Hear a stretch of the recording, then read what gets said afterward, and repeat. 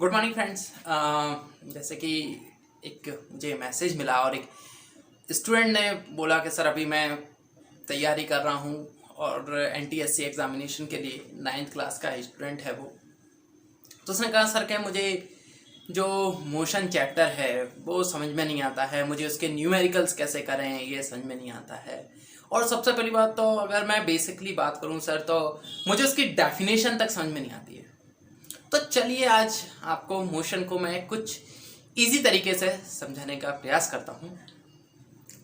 N object is said to be in motion if it changes its position with respect to its surrounding with the passage of time. अब ये definition तो हो गई, but इसका definition का means क्या है, पैसेज ऑफ टाइम क्या है, रेफरेंस पॉइंट क्या है, या सराउंडिंग का मीन्स क्या है, ये चीज़ों को हम कैसे समझें।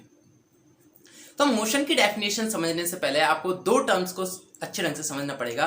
फर्स्ट एब्सोल्यूट क्वांटिटीज और second one is relative quantities. तो चलिए हम डिस्कस करते हैं एब्सोल्यूट क्वांटिटीज के ऊपर। क्या एब्सोल्यूट क्वांटिटीज क्या होती हैं? एब्सोल्यूट क्वांटिटीज वे क्वांटिटीज होती हैं जो सभी के लिए सेम होती हैं। फॉर एग्जाम्पल मैं कहूँ 2, तो अगर मैं 2 का सिंपल बनाता हूँ तो सभी मेरे से ये कहेंगे सर ये 2 है, या मैं कहूँ 5 तो ये 5 है। जैसे मैं लिख दूँ ए तो सब कहेंगे ये अल्फ़ाबेट का पहला लेटर है, ये ए है। बहुत से लोग कह सकते हैं ए फॉर एप्पल होता है, कुछ ए फॉर अदर एग्जाम्पल्स भी दे सकते हैं। बट हाँ, सभी के लिए ये तो कम से कम फिक्स है कि हाँ ये ए है जो कि अल्फ़ाबेट का फर्स्ट लेटर है।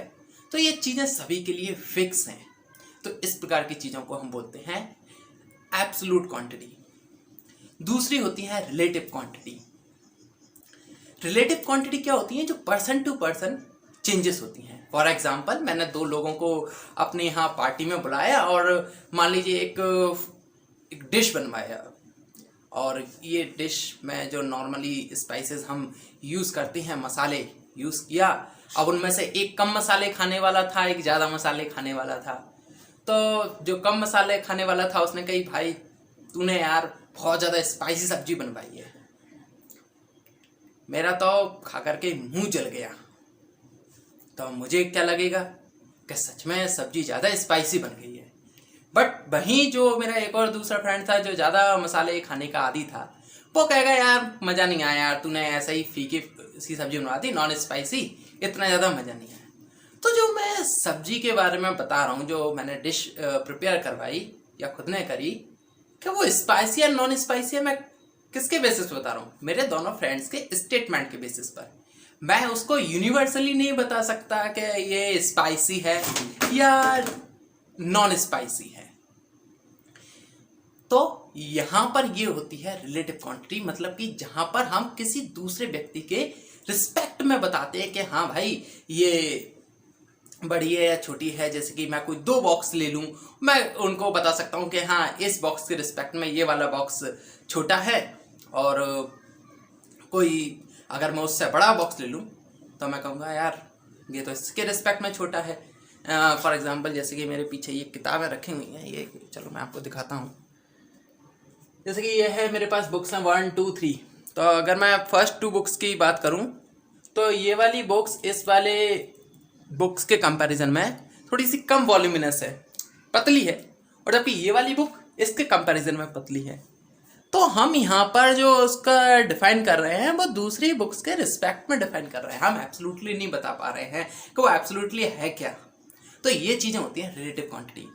अब जिसके रिस्पेक्ट में हम ये बताते हैं वो होता है रेफरेंस पॉइंट। जैसे कि मैंने घर में बोला, मान लीजिए कि आज सब्जी स्पाइसी बन गया, मेरा दोस्त बोल रहा था, तो रेफरेंस पॉइंट कौन हो गया? मेरा फ्रेंड जो मुझसे ये बोल रहा था। आई होप आपको क्लियर होगा एब्सोल्यूट क्वांटिटी और रिलेटिव क्वांटिटी। अगर किसी को प्रॉब्लम है तो प्लीज़ कमेंट कीजिए या इस वीडियो को दोबारा देखें। फिर भी कोई प्रॉब्लम आती है तो आप ज़रूर कमेंट कीजिए, मैं दोबारा एक और डीपली जा करके इसके ऊपर वीडियो बनाऊंगा। तो हमारी जो मोशन है वो भी एक रिलेटिव क्वांटिटी है। हम उसको एब्सोल्युटली नहीं बता सकते कि हाँ क्या कोई ऑब्जेक्ट मोशन में है या स्टेशनरी है, रेस्ट पोजीशन में। नहीं, हम उसको केवल और केवल किसी के रिलेटिव या किसी के रिस्पेक्ट में ही बता सकते हैं। जैसे कि अगर कोई दो लोग हैं जो ट्रेन के अंदर हैं तो वो क्या कहेंगे कि हम दोनों रेस्ट में हैं, बट अगर उनको कोई दूर से कोई व्यक्ति दिख रहा है और वो देखेगा कि रेल चल रही है तो वो रेल के साथ साथ वो दोनों लोग भी आगे बढ़ रहे हैं, तो वो क्या कहेगा कि ये दोनों लोग मोशन की पोजीशन में है। मतलब कि मोशन एक रिलेटिव क्वांटिटी है, एब्सोल्यूट नहीं है। इसलिए हमने जो डेफिनेशन बनाई थी वो उसके सराउंडिंग के बेसिस पर बनाई कि जब वो अपने सराउंडिंग के बेसिस पर अपनी पोजीशन चेंज करता है with respect to its surrounding with the passage of time, तो हम उस जो फिनोमिना है उसको हम कहते हैं मोशन। आई होप कि आपको इसमें मोशन को समझने में हेल्प मिलेगी। अगर फिर भी आपका कोई प्रॉब्लम है तो प्लीज़ मुझे कमेंट कीजिए, मैं ज़रूर इसके ऊपर वीडियो बनाऊंगा। और थैंक यू, आज की वीडियो में इतना ही। प्लीज़ लाइक कीजिए, कमेंट कीजिए और इसी प्रकार से कमेंट करती रहिए।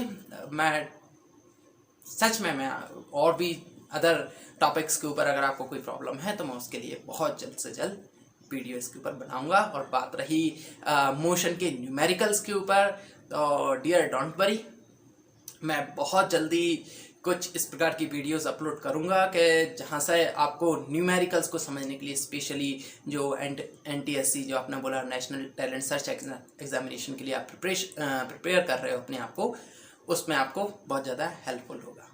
Thank you.